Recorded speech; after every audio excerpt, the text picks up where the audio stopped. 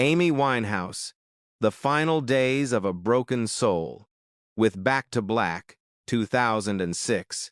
She didn't just top charts, she rewired pop with a voice that felt carved from smoke and heartbreak.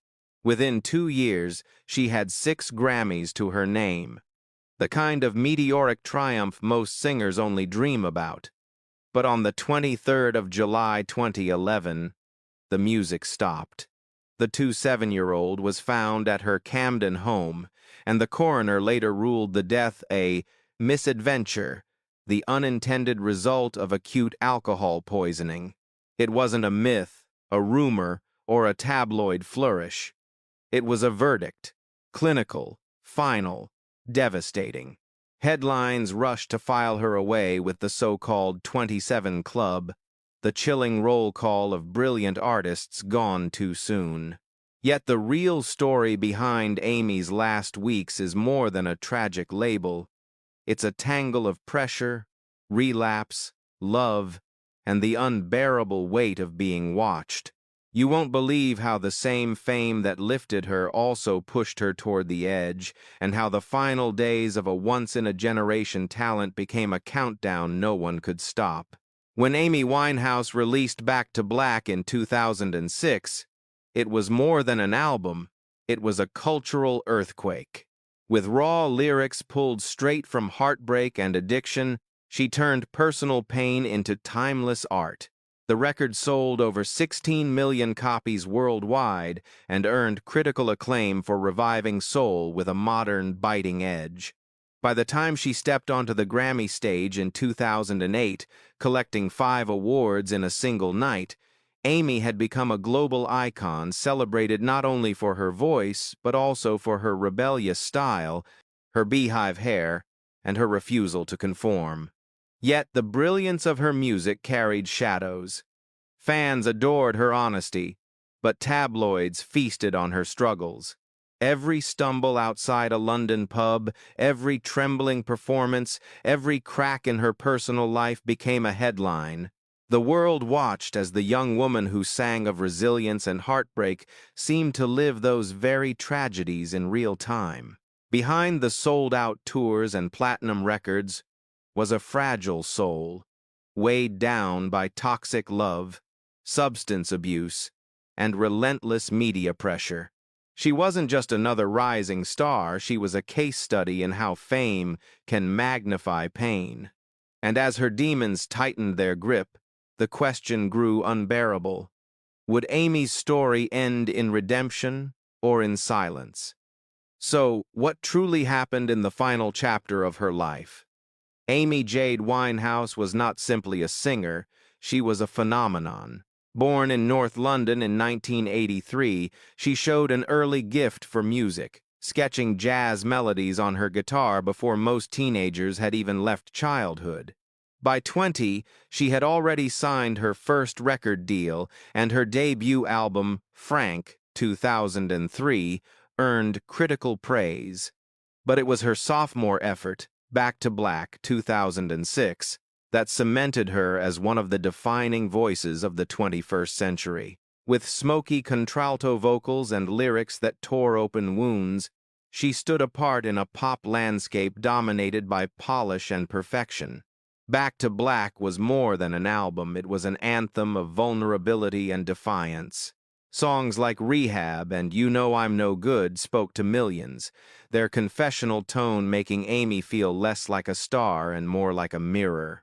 In 2008, she became the first British woman to win 5 Grammys in one night, including Record of the Year and Song of the Year. Critics hailed her as the new torchbearer of soul, a bridge between Billie Holiday's tragic grace and modern pop's restless energy. She toured the world, her beehive hair and winged eyeliner becoming instantly iconic. But alongside the praise came a darker narrative. The press framed her not as a genius but as a spectacle, turning her pain into a daily headline. The fault lines in her life widened after her marriage to Blake Fielder Civil in 2007.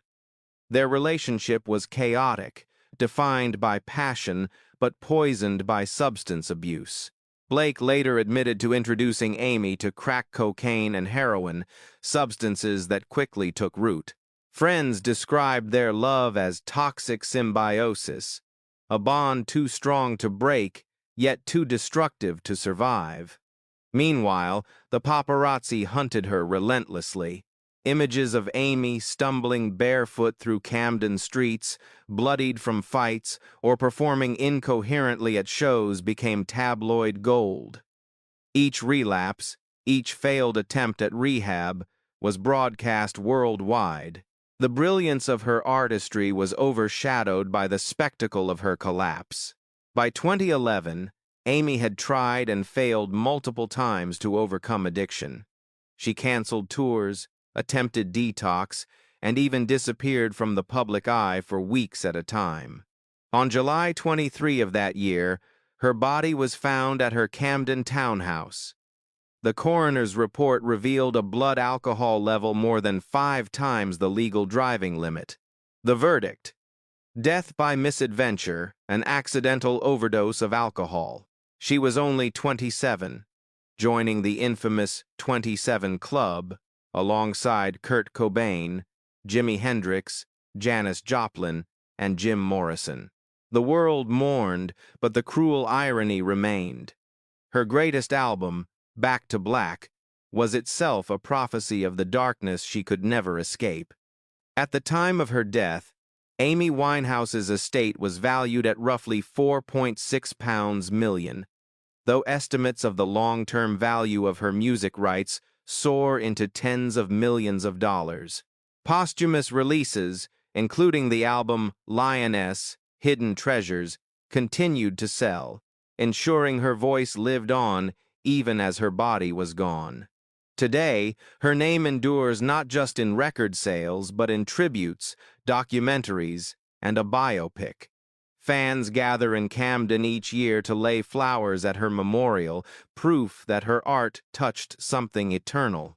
Her wealth, though substantial, feels almost irrelevant compared to the cultural mark she left. Fame gave her riches, but shadows claimed her peace. On stage, Amy Winehouse was immortal, a voice that carried decades of jazz, soul, and pain in every note. Yet offstage, she was fragile, struggling against demons that fame only magnified. The contrast is almost unbearable. The woman who sang "Love is a Losing Game" turned her own life into the very tragedy her music warned about. She stood as both a beacon of raw artistry and a symbol of how destructive the spotlight can be. For every Grammy she held aloft, there was a night of chaos in Camden. For every standing ovation, a headline mocking her decline. In the end, the applause faded, but the shadows remained. Today, her songs still echo in cafes, in stadiums, in the hearts of those who felt her honesty pierce through the noise of pop culture.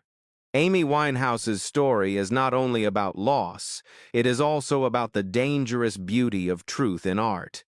She lived fast, loved fiercely, and sang without filters. And while the world will forever mourn her, it will also forever remember her. Which part of Amy's journey shocked you the most?